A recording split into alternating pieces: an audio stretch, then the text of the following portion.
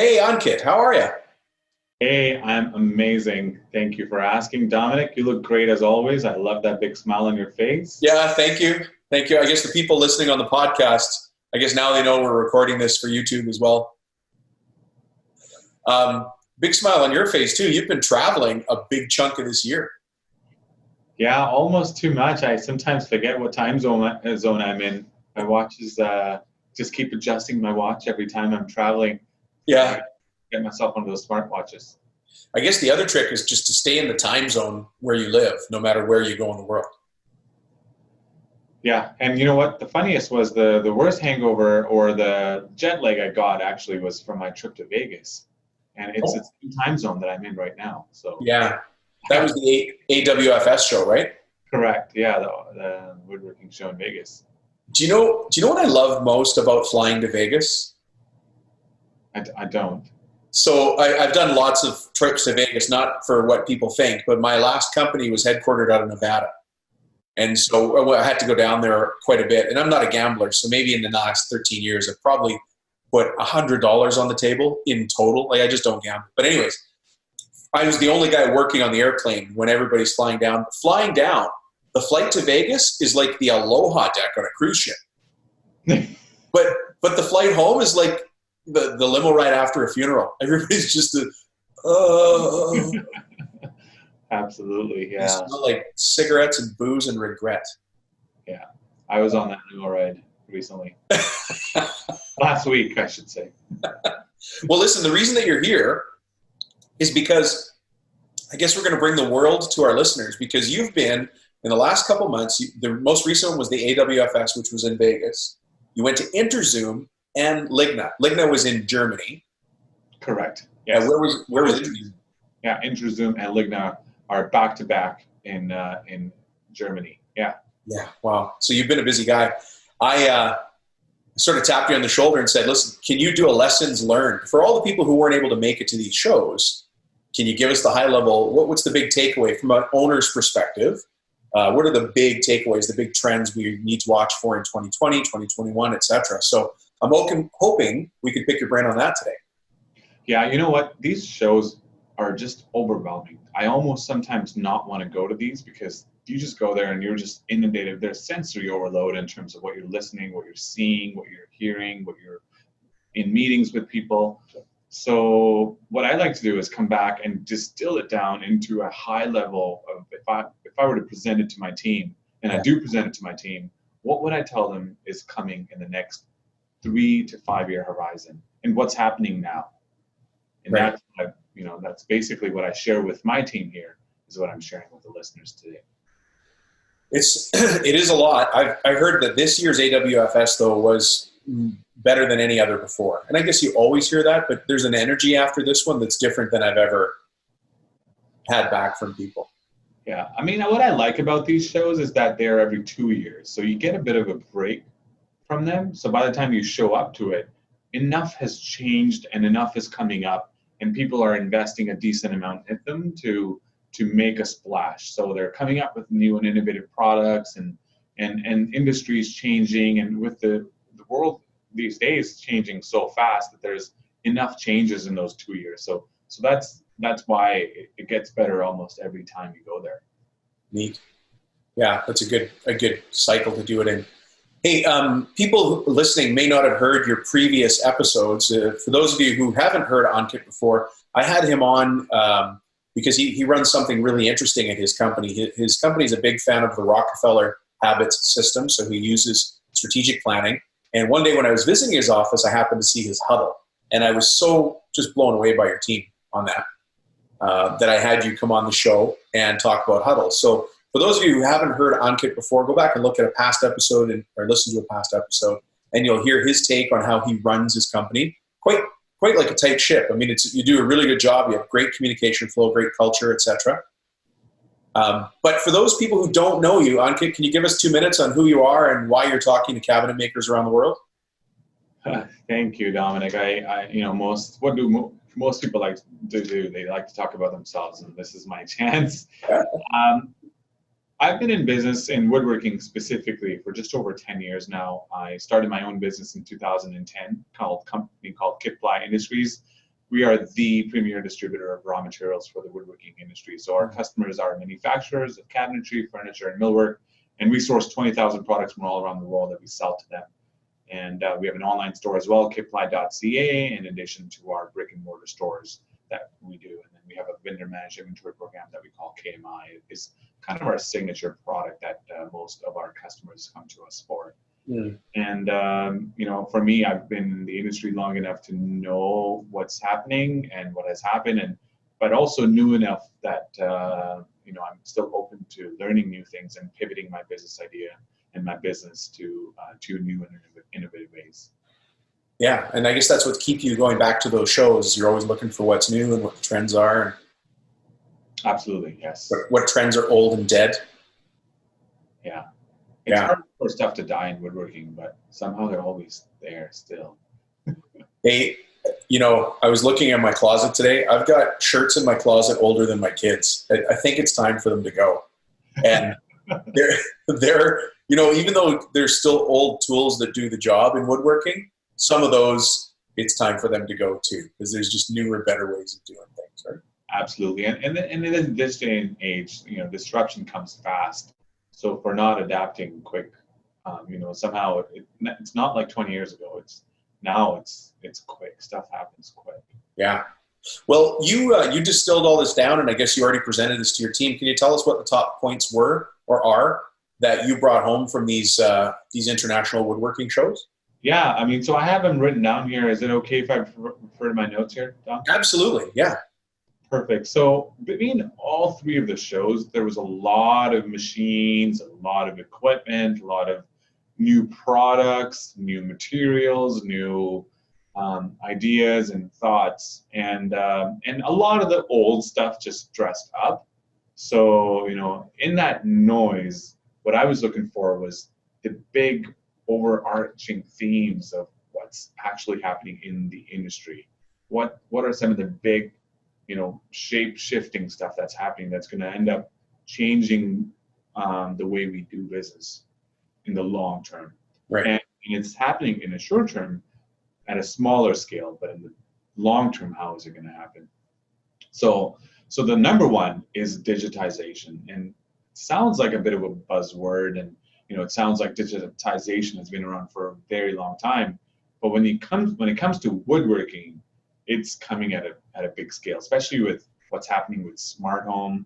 A lot of people are talking about integrating their equipment at home with their phones. So whether it comes to their refrigerators or microwaves or, you know, dishwashers, all of that being electronically, digitally connected with people's devices, you know, there's more of a need for us as cabinet makers to incorporate electrical work in our work. So almost a combination of woodworking with some of these other elements of trades like electrical and right. That wasn't always the case. The woodworker typically only did wood, but with the new materials, there's a lot of other materials being involved.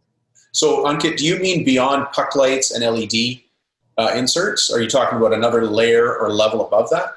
Absolutely, yeah. So so in terms of digitization, there's so in the materials, in the installation, and then even things like how people are ordering. So, you know, we're used to people walking into a kitchen bath showroom and getting their cabinetry, oh yeah, I'd like that style, and then come to my house and deliver it.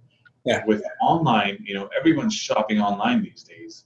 It's only a matter of time when it starts happening with cabinetry as well. So are our customers prepared to sell their cabinets online? Are you able to design their home from sitting in your office on a computer screen? So, and the next trend that comes with that is the virtual reality or augmented reality. And there's companies already in this space. So for instance, there's a company called Baru, B-A-R-U, and you can go on their website, and with using augmented reality, which I'm not sure if you're familiar with virtual reality is when you put those big glasses on and you see stuff.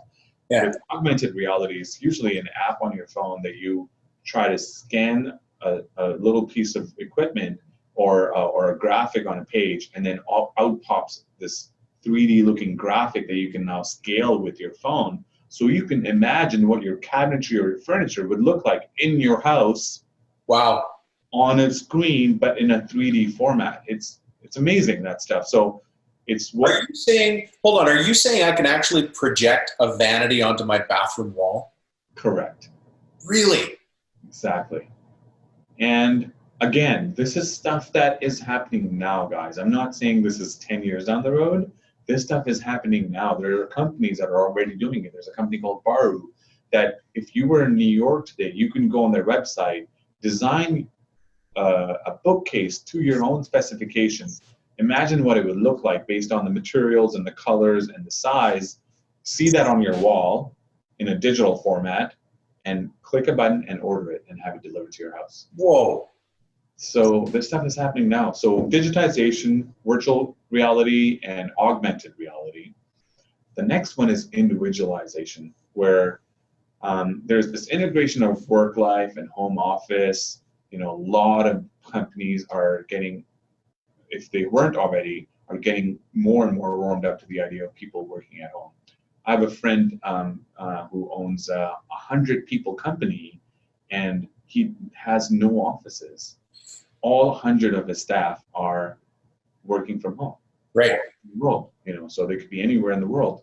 So how do you integrate, work-life balance where people have these office spaces at home, and so they want them individualized and designed to their individual needs. It's not just kitchen cabinets.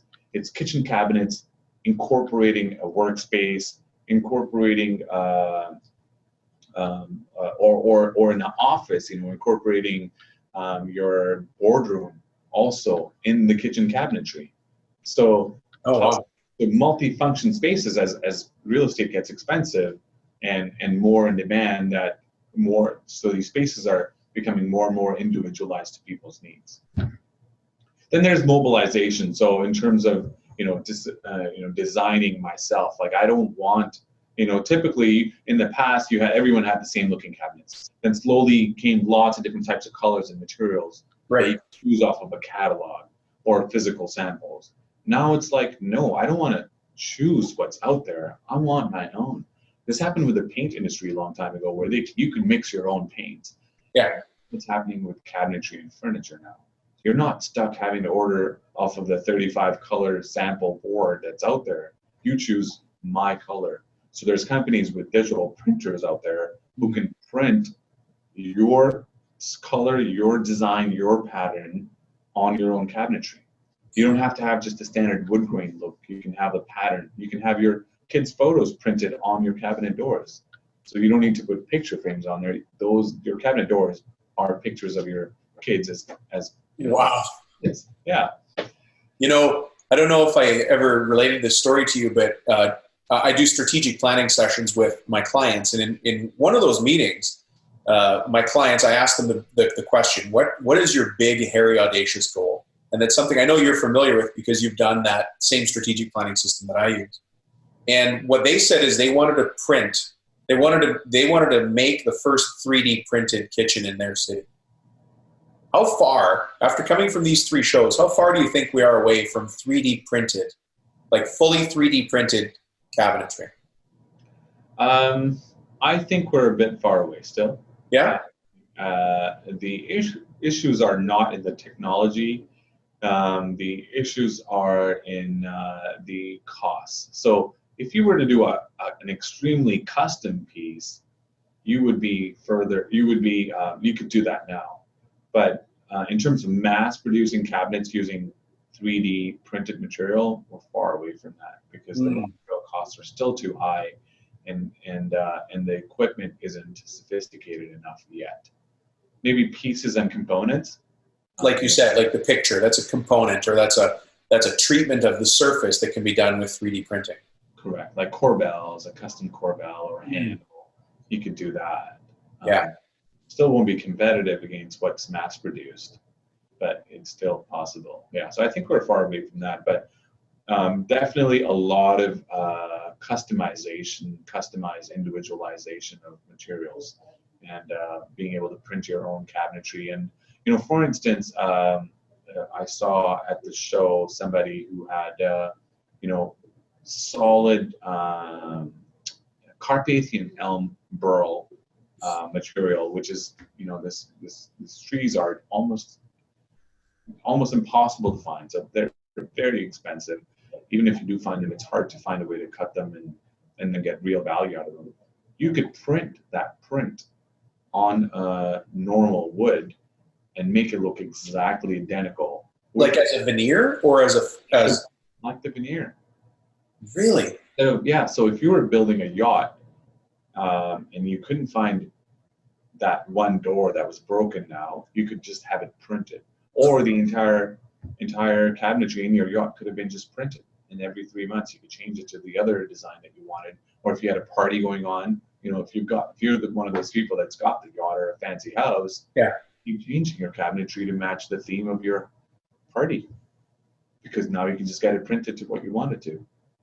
Wow. Kind of like cell phone cases, we're not, that world, there was no such thing as cell phone cases. So that's that. The next thing that's happening right now is the demographic changes, the gender and the generation focus.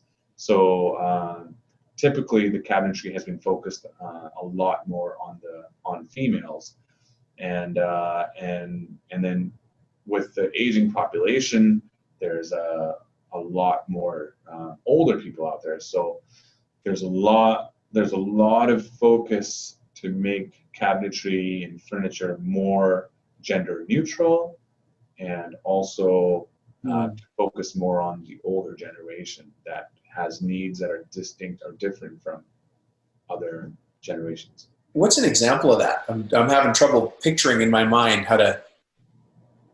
Yeah. So there's electronic hardware that's been around for a long time. Now it's about incorporating more and more of that electric assist furniture hardware in your cabinetry. It's about, so typical cabinetry has been height at like 30 inches for base. And then also, and then upper cabinets are 18 inches above that, which is not easy for people with disabilities or older people, which, I'm going to group the two together, elderly or people with disabilities. So there's more and more focus towards building and designing stuff that's universally acceptable. Canada recently just came up with the new act, the Disability Act, which Canada never had. The US has had that for a while. So those things are coming up, more and more. So typically we've integrated different ethnicities and all of that, but now there's an acceptance of different age groups as well. Wow. Okay, so you're talking about cabinets that open at the touch of a finger, and then maybe even the shelf comes down to an accessible height and then goes back up again after I've taken the item out. Exactly, yeah. So more and more, so there could be bylaw changes, could be, just you having, as a cabinet maker, be requested to make cabinets that are more accessible for all generations, I could see that. I could see that actually having an application even outside of the residential. I'm thinking of lab and hospital applications, aging workforces in any sort of work setting, schools, etc., where we're used to just making straight casework and putting it in there. Perhaps we're going to start seeing that bleed over from what we think is typically a residential application into those commercial ones too. Yeah. And then, the other, the last big piece is the green awareness. And, I know people have been talking about green and sustainability in the wood space and for a long time. And there's a lot of, there's been some materials out there, but really on the end consumer level, there hasn't been enough education. But now that's changing. There's a lot more understanding on the consumer side and an awareness of recycling, upcycling. Where did that wood come from? What was it, FSC or PEFC? And what are you as a company doing to minimize waste? So a lot of that stuff is coming to the point where it's becoming a tangible differentiator for companies, where they can, we have for example, for us, we launched a new plywood line called Grizzly Ply, So for every sheet of plywood we sell, we plant a tree in sub-Saharan Africa. Wow. And, it's all FSC. It's sourced from responsibly sourced wood. So things of those nature that were just talk of the town are actually becoming mainstream now. Right. And those are, there's so much awareness for those things. You think about the plastic bank and that swirling mass of plastic that's floating around in Southeast Asia and all of the effort that's going into cleaning that up. We're all more aware of it now than we ever were before. And we can't live in a world where we think a tree gets cut down and nothing gets put back in its place. Yeah. Right. Yeah. And, and coming back to that first point about digitization, along with green awareness, that's where efficiencies can come from. So, and things like CRM and analyzing your customer base based on different segments of the market as well. Like, obviously you'll find that typically millennials are more environmentally focused than baby boomers are. So, knowing which target market is your typical customer, that's where green awareness can become more important. Well, it's a differentiator, right? When you're out there selling or presenting why you're different than your competitor, and your competitor is saying price, price, price, and you say, well, we charge a very similar price, and here's what we're doing environmentally to make sure that this impact is minimized. The family sitting across from me at the table has to make a decision not only based on logic, but based on emotion. It's always the case with a sale, with a purchase. Yeah. Right? Yeah. And so you're appealing to what your customer needs and probably what makes you as a person feel good too. Yeah. And with digitization, the other point is, people are getting used to knowing when their stuff is coming. Typically a lot of the woodworkers or tradespeople get a bad rep for, not their customers don't get to know when their stuff is coming. But with people, with Amazon and even like pizza delivery companies, they tell you like, hey, we received your order, it's in production, it's on the truck, getting delivered to you. All of that stuff is available. So even though the expectation is that's on the consumer side, but people, because now they're used to getting that sort of service, they expect that from everything they order now. Yeah.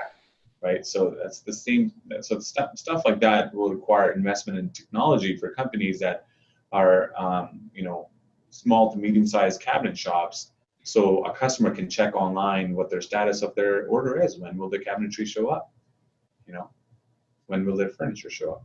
Yeah, I think a lot of people are shaking their head right now thinking, oh my goodness, I can't, I'm trying to just keep track of what I've got today. Now the consumer's asking for more, and the answer is, you're the consumer. We're the same, right? And to be honest, Dom, if we don't do it, an outsider will come out and do it. There's companies like Baru, I gave an example of that. You can go online and order your own cabinets or your own furniture right now, and they'll build to your specification, have it delivered to you within 3 days, at a competitive rate, customized to your requirement. And you'll never know what happened. As a local supplier, you'll never know that product was delivered. Correct. Right under your nose. Absolutely, yeah. So we won't see it coming until it's too late. Blockbuster didn't see Netflix coming. Kodak didn't see the digital camera coming, or they did, and they thought, oh, it's too far away. It's too far away. It's never going to happen in our space. Yeah. And by the time they notice it, it's too late. You can't. So for those people that are listening to you right now, give your summary of these 3 shows, and they're thinking, okay, I'd like to get on board with that or learn more. What would they search for online? Where would they even go to start looking at putting some digitization and individualization learning in their brains? So I actually wrote an article on this. Oh, did you? Yeah. That, folks, was not a preset, whatever you call it. So you wrote an article on that? I wrote an article on my Make Wood Sexy blog, as you would know, because you've been a guest writer on that blog many times. Which, by the way, just so you know, we've been featured. We're going to be featured on the Woodworking Network, which is the premier magazine for the woodworking industry for all of North America. Yeah. Worldwide. So some of my articles will be featured on there. So we're good. And then so on that blog, I wrote an article a few weeks ago It's called Are You Ready for the Cabinet Industry of 2030? So it's exactly 11 years. Yeah, just over 11 years, just over 10 years away. And so the time is now to invest in what we need to be prepared for in 2030. And so, in the words of one point I'll say is that in the words of Napoleon Rich, or Napoleon Hill, I should say, from Think and Grow Rich, everything starts with a desire. I think this first step that our listeners need to take is be ready to want it. You have to want to be ready for that industry of 2030. If we're not ready for it, someone else will come out and steal our lunch. There's something called the identity iceberg that I teach in coaching, right? So my thoughts, what I think, lead to my feelings. My feelings lead to my actions, and my actions lead to my outcome or my success. When you think about that climbing up a mountain, I have to think about wanting it, which is why I was so happy with my client who said they wanted to produce the first 3D printed kitchen in their area. It doesn't mean they're going to, but imagine who they have to become to just get on that path, and how much different they'll be from every other cabinet shop up and down the street and all throughout the city just by making the commitment. We're going to build the first one. What happens if they're second in their city? Is it a big deal? Exactly. No, they're still on the path to that 2030 bit. They'll probably be further ahead because the first guy usually will make some mistakes. Yeah, that's Pepsi versus Coke, right? Yeah. Hey, that's fantastic. So you're going to be on the Woodworking Network, and I heard by a little bird, I saw it on Facebook, you won the top 40 under 40 for your wood. For my wood, yeah. It was called the top 40 under 40 for the wood industry for North America. Good for you. Pretty excited about that. I'm really proud of my team for helping me achieve that. There's only 3 people from Canada on that list of 40 people, so it's a big achievement for us as Canadians, and so I'm excited. Yeah, it was a great honor, and they've come a long way. The wood industry is I think growing, and there's obviously a shortage of people under 40, which helped me win.